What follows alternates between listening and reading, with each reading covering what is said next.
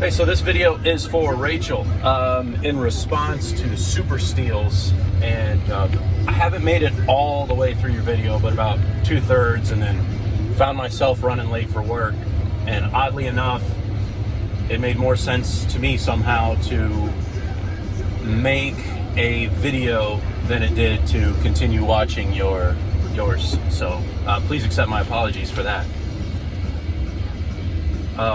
You know much more about knives than I do, the details of it, with you being a knife maker and all, but something you and I have very much in common, and I wholeheartedly agree with you about the carbon steel. And I hadn't really thought about the knife community for the longest time. You know, there was a time when I was involved over there, to a point, you know, as a spectator more than anything. You know, I'm not on the level to own a Strider, those types of, you know, Chris Reeve Customs or anything like that. And I'm not sure I would go to the trouble to own them. But I really liked what you said in the beginning of your video about Super Steels kind of got their calling from, you know, Super Steel was kind of put on a full custom. So you actually had somebody just doing this knife maxed out to the extent of their ability, highest in craftsmanship, highest in technology, you know, and it seems to me that some of these knife fans and the so-called knife community ended up losing the plot. You know, the Super Steels associated with the quality of some of these customs, there's no actual need for correlation to those, if I understand what you're saying correctly. Now I'm down here in Florida, so rust to a point is kind of an issue. Like I'll have long periods of time where I'm out in the woods and my blades and my metal components are exposed to moisture longer than I can attend to them. So as an example, my Spyderco Paramilitary 2 that I EDC, its form of stainless works out really well for me between the woods and work. You know, I don't have to attend to it all that much. It never has to do really hard work. So once it has that edge holds, because what am I doing with it? I'm opening up boxes, you know, and I'm opening up boxes. I'm cutting 550 cord, doing crap like that, or gardening. My first experience with decent knives as a youngster, you know, my dad had them big old buck knives and everything growing up, and, you know, remember them with their you know, brass appointments and the leather sheets and the smells of those knives.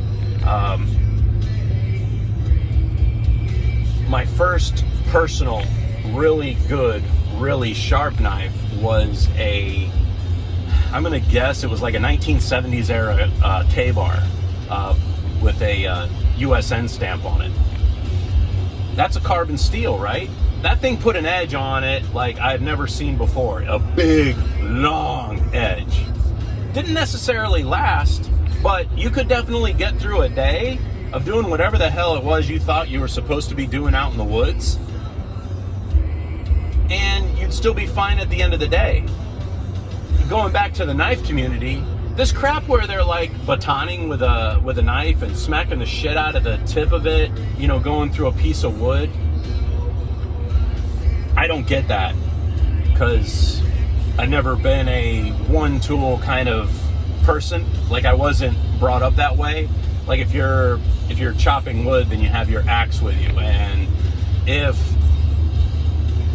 I'm down to one tool, it's not going to be the knife, you know, it's going to be the woodsman's axe. So I've never quite understood log splitting with a knife. One, I don't know what that has to do with high carbon versus whatever, but I guess what I'm trying to say here is that, you know, just the title of your knife, you know, for some reason I have this, I have an M8 bayonet just kind of laying out on my desk, and I glance over it and, you know, think of think of the Korea era combat and what those bayonets did, and what I like about that M8 bayonet with its high carbon steel, that is, to me, as a person who digs on knives, you know, when I categorize myself as a person who digs on knife, is my policy is to have 2 knives on me at all times, minimum. But the M8 bayonet was, for the American military forces, the last hurrah for bayonet combat, you know, during the Chinese invasion of North Korea, which didn't have a shitting thing to do with super steels. So I think some of these reviewers and these knife people, you know, they're stretching for content, and I say good on you for calling them out on what the real point is here. See what I did there? Pun intended. All right. Sorry to bore anybody else for that, but I haven't done a video for Rachel in a while, and I haven't done a video for anybody in a while. So don't be jealous, Ned, over in England.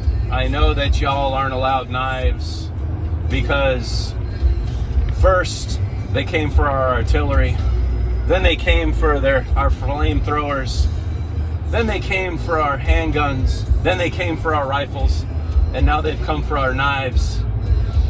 And when they came for my pointy sticks, who would speak up for me? oh, bro, that was a gypsy quote. First they came for the gypsies. All right. Catch you scumbags later.